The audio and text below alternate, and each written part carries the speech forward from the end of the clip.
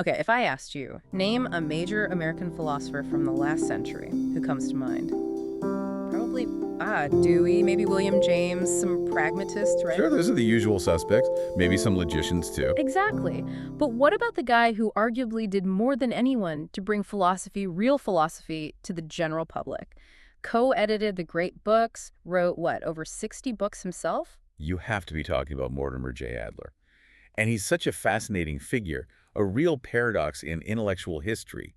Millions know how to read a book. A bestseller even today. Right. But very few, especially in academic circles, really grapple with him as a serious, systematic philosopher. And the book we've analyzed really lays this bare. It really is a kind of hidden legacy, isn't it? So our goal today is to unpack that legacy, move past the popular image, and really dig into his framework for, well, for wisdom. Because in our age of just constant information bombardment, maybe that framework is needed more than ever. I think that's absolutely right. He was quietly reshaping how people thought about education, about democracy, about learning your whole life, really. And he did it largely outside the typical university philosophy departments. That structure you mentioned, that framework, it sounds very methodical. Did the material we analyzed reflect that? It absolutely did. The system is central to his work. And being able to process that systematic depth was crucial. Actually, it's a good moment to mention.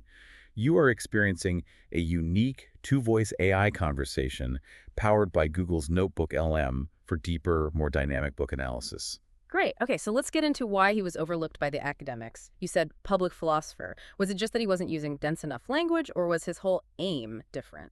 I think it was fundamentally a difference in aim. Mid-century academic philosophy got very specialized, very focused on language, logic. Logical positivism and all that. Exactly.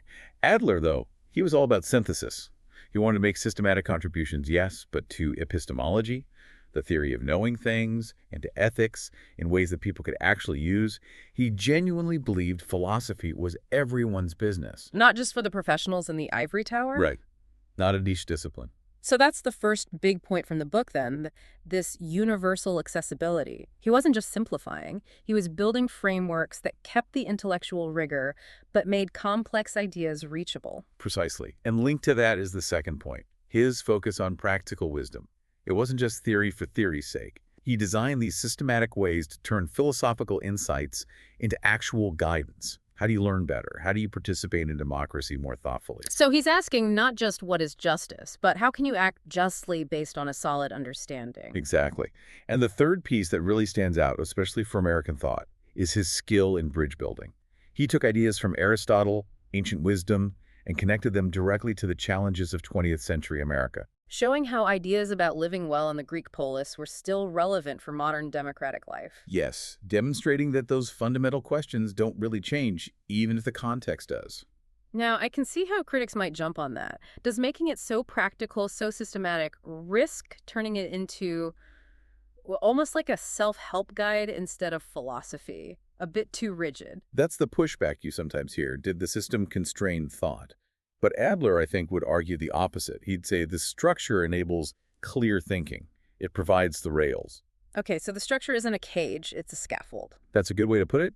And that brings us right to the heart of his contribution, this systematic hierarchy of intellectual development. It's his map for moving from just being bombarded with stuff to actually achieving wisdom. Which feels incredibly relevant if you're drowning in tweets and headlines and just noise, trying to figure out what's real, what matters.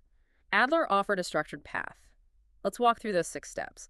They build on Aristotle, but they feel very modern. Okay, let's start at the bottom, where, frankly, a lot of us spend a lot of time today. Step number 1, information. This is just the raw stuff, right? Data, facts, headlines, the feeds scrolling past. It's out there. Yep, completely external. Then step number 2 is opinion. This is where subjectivity starts. It's your personal take, your gut feeling, based on that information, maybe before you've really checked it out or thought it through.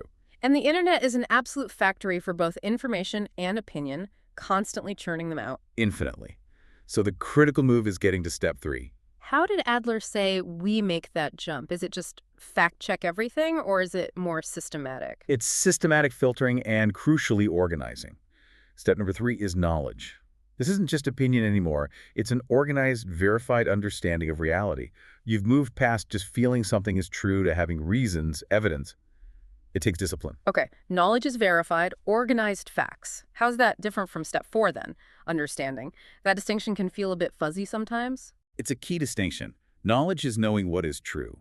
Understanding is grasping why it's true, how it connects to other truths. Ah, so knowledge is knowing the formula for E semi-knuckle. Understanding is grasping the relationship between mass and energy, its implications, how it fits into physics. Exactly. Understanding is about relationships, principles, the bigger picture. It connects the dots of verified knowledge. Okay, that really clarifies it. And it shows where we often stop, right? We Right. collect facts, we gain knowledge, but maybe we don't push through to understanding. But Adler doesn't stop there either. The next steps get really active. They do. Mm. Now we move into applying all this. Step number 5 is practical wisdom.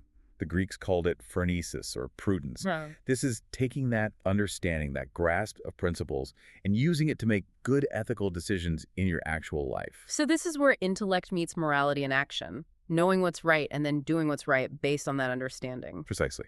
It's about navigating the complexities of real-world choices effectively and ethically. And then the peak, number 6, speculative wisdom. What is that? This is the highest level, the contemplation of the biggest questions.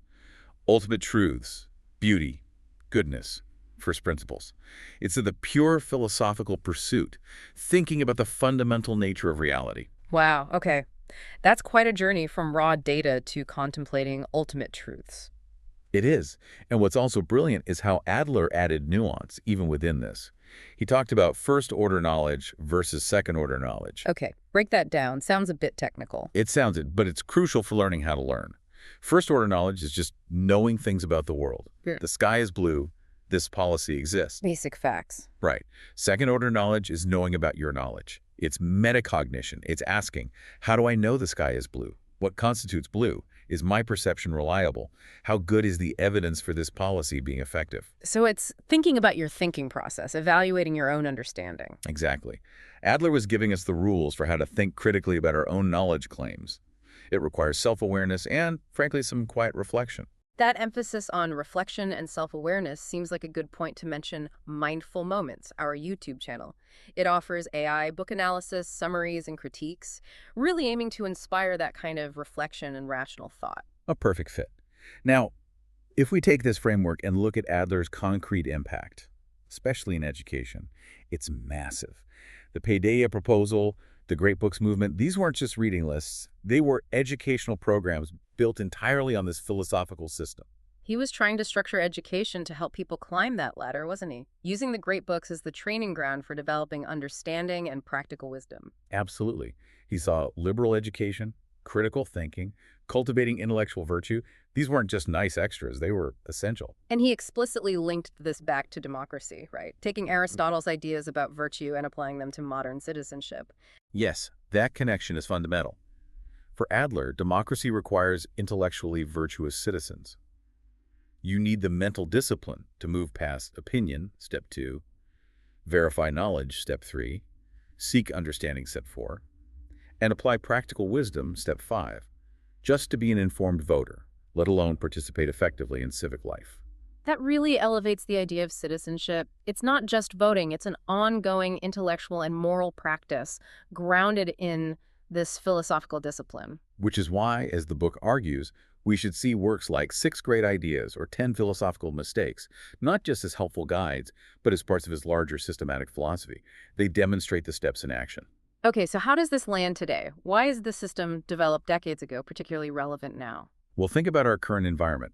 Information overload, intellectual fragmentation, polarization. It feels chaotic. Adler's systematic approach offers a structure, a way to navigate it all.